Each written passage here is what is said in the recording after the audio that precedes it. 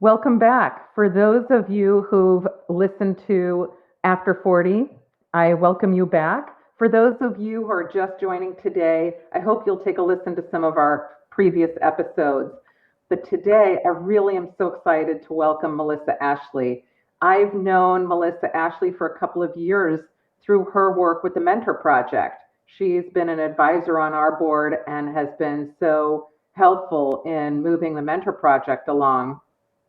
But what I didn't know when I first met Melissa was that she had a secret project that she was working on. And it's one that's near and dear to my heart, and near and dear to the hearts of millions of women around the world. And it is a company focused on menopause. So I'm not going to introduce this company further. I'm going to have Melissa talk about it. And Melissa, welcome today. And please tell us all about your journey with your new company. Oh, thank you. Thanks so much for having me. I'm always, it's going to sound funny, Debbie, but I'm always happy to talk about menopause because I am one of the millions of women that really struggle trying to understand what was happening to my body, why I was having different issues, and how come nobody could help me. So I sort of took that energy and that challenge and tried to start doing research and came across a brilliant woman out of the UK, my business partner, Laura Biggs, who had also been having similar struggles and had started to try and share a lot of what she was learning, but quickly recognized that there's not a lot of evidence-based information out there. So the company that I co-founded in partnership with Laura is called, first I co-founded Meno Channel, which is a webinar series where we interview highly credentialed menopause experts, and yes, they are out there. And we give women the opportunity to listen in live and ask questions. So if you need to learn more about estrogen, does it cause breast cancer? As opposed to going to social media and asking a lot of women out there that may or may not know the right answer, we bring in some of the top doctors who have written all of the scientific journals, done all the research, and can give you evidence-based information from which you can make your own personal decision.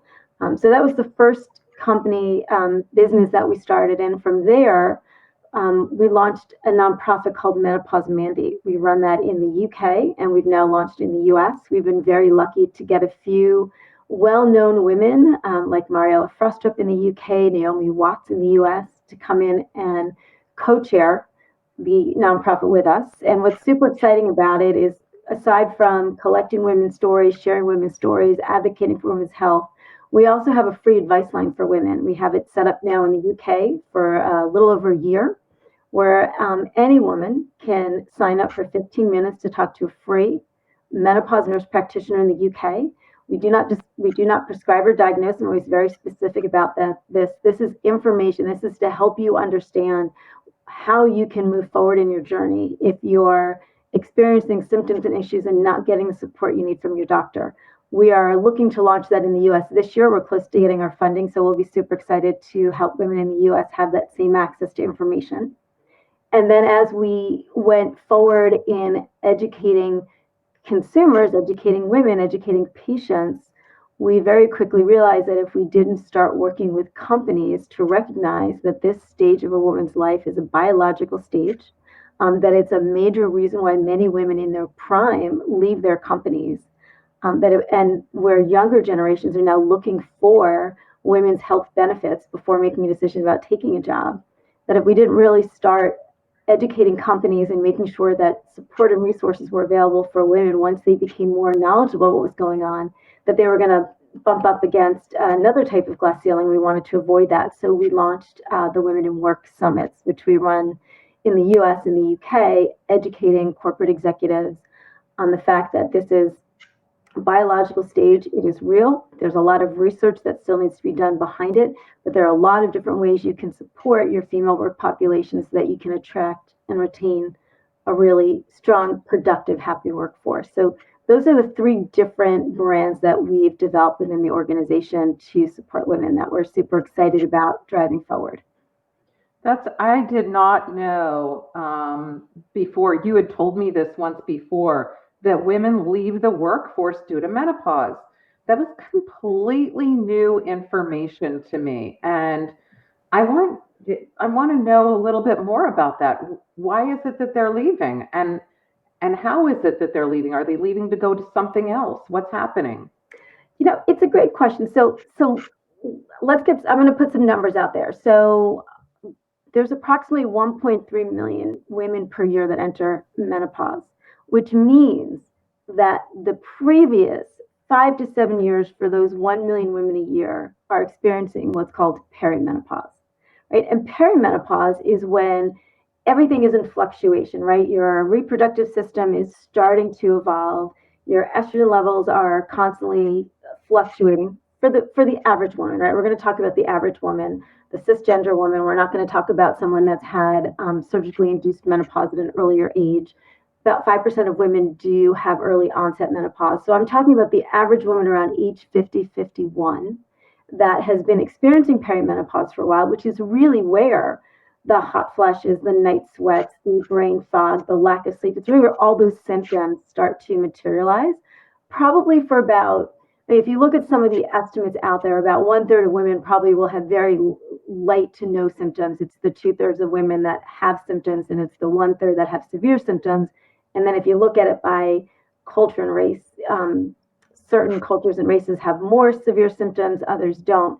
But so you're thinking 1.3 million a year. By the year 2025, over 1 billion women worldwide will be experiencing menopause. So the question is, why are they leaving their jobs? And some of the stats show that 1 in every 5 women has either left or considered leaving a job due to menopause symptoms. And the reason is, and I am a perfect example of this, is because you are a woman in your prime, you have worked your way, however you view growth within your organization or within your career, you've worked your way up that ladder.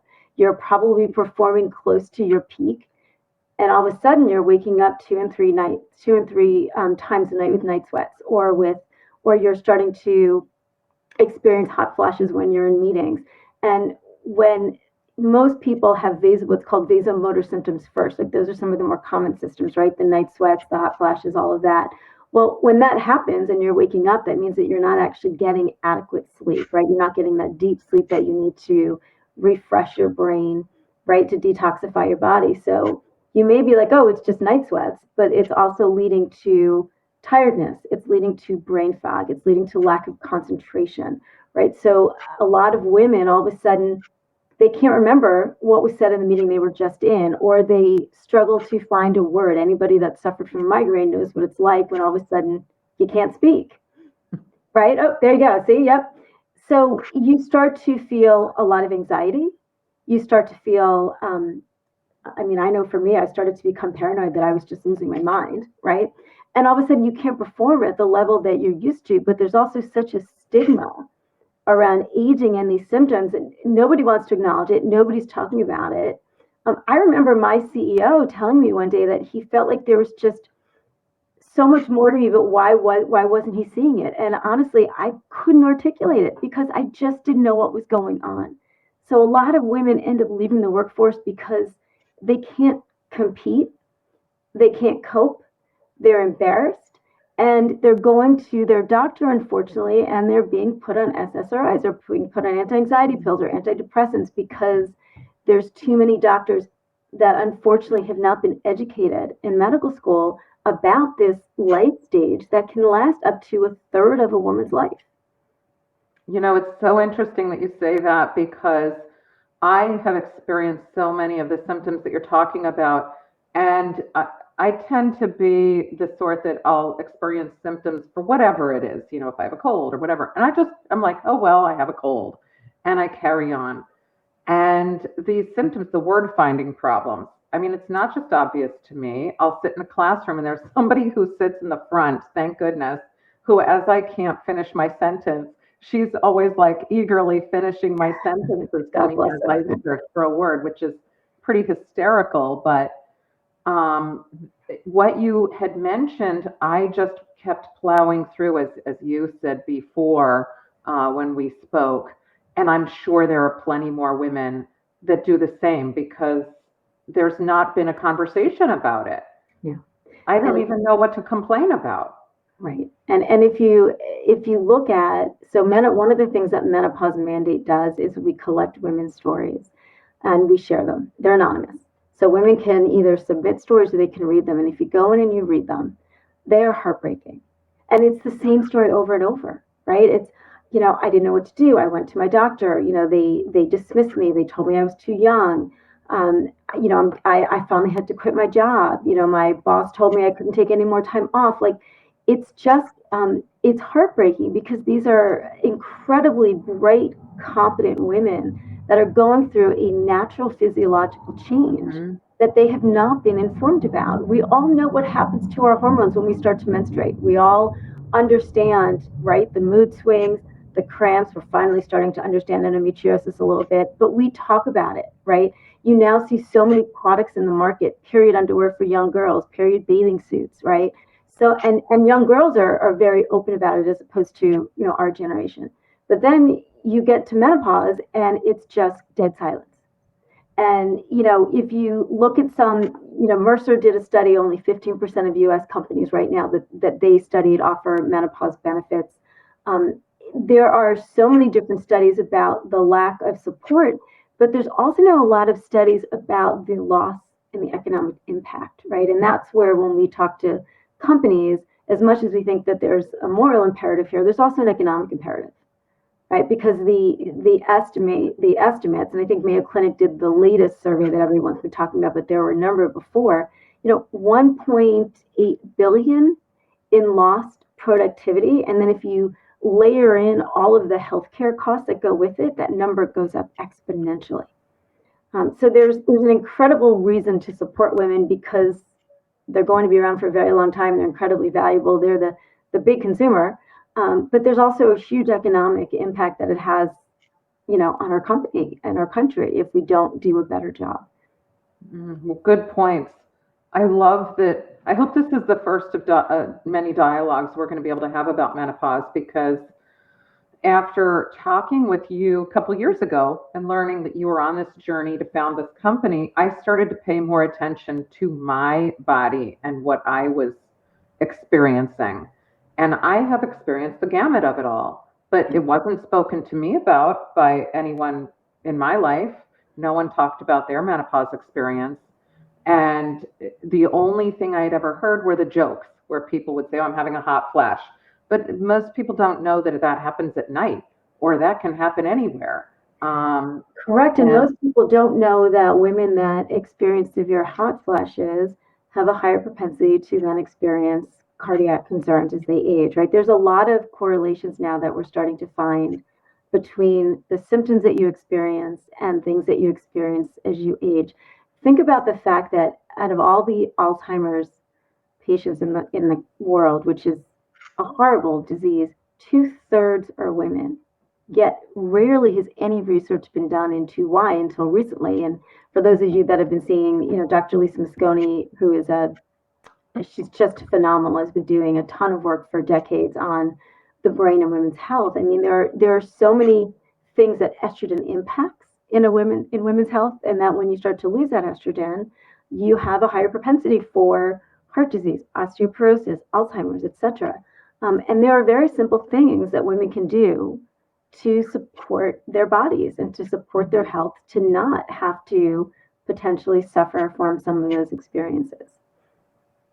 So important to know, and so important for people to be able to have a conversation about this, because if we can prevent future issues while we're alleviating some of the symptoms that we're currently suffering from, boy, is that a win-win. So, Melissa, thank you for talking about menopause today. I hope before we end today, you can give us a couple of ways that we can find out more about menopause and find out about where you're working right now. Sure, no, I'd be happy to. I mean, the first thing I would say to women is the social media channels are great for commiserating and community building. They're not great for diagnosing. And I always sort of say, like, if you're having a heart attack, you're probably not going on social media and asking, what pill you should take or what doctor you should see. You're getting help. So the first thing I always say to people is if you're suffering, if you're experiencing symptoms, if you're not sure what to do, go get help. If the doctor you're going to is not a menopause practitioner sort of, turns you away, tells you it's no big deal, find another doctor. How do you find another doctor? So the North American Menopause Society, which is the only society in the US right now that certifies OBGYNs and doctors to be certified menopause practitioners. If you go to their website, which is menopause.org, they have a directory of certified NAMS, North American Menopause Certified Practitioners, that you can find. If you go to menochannel.com, which is my website, you can watch interviews with 42, I'm up to 42 different menopause experts, and you can also see the directory there to be able to figure out how to connect with them and reach out to them. The majority of the doctors I interview are still practicing. There's very few that aren't. So the first thing I always say is go to menopause.org, go to menochannel.com, find a doctor that has been trained in menopause, and don't let a doctor that hasn't been trained in menopause scare you away. That's number one. And then number two is take a look at the employee resource groups, business resource group, whatever it's called within the company that you work for. A lot of companies now have ERGs. They have a women's ERG. They may even have one that's now starting to talk a little bit about women's life stages. They are starting to really blossom and have a lot of impact and pull together a lot of great information. I actually go in and talk to a number of them. I'm always happy to come in and talk to anyone's company, but a lot of them are doing some research and work on their own. So they can be a great resource. Go to your HR professional if you're working for a company and ask them if there are any resources within your organization or within your health insurance plan that support women with menopause. I think those are some great places to start. And then I always say to people, and people are always welcome, send me a note. Tell me where you live. Tell me what you need. We'll try and help you. We'll try and help you find places and people that can support you. This is great advice. So I'm going to just list those again. That is menochannel.com. Menochannel.com. And menopause.org. Menopause.org is the national association, is the North American Menopause Society, which is now, I think, going to be called menopause.org going forward. And they are the official body in the U.S. Wonderful. And if you have questions that you'd like to post here, you can find us on ITSP Magazine, and you can leave a question or comment there as well. So, Melissa, thank you for coming in today. I do hope we can reconnect and talk more about this topic because it's evolving, it's moving, it's changing in how people are receiving the information and what is now available to us. So I want to say thank you once more for coming on today. I appreciate it. Thanks for having me, Debbie. It's great to have people want to talk about the topic, so I really appreciate it. Absolutely. Take care and see you next episode, everyone.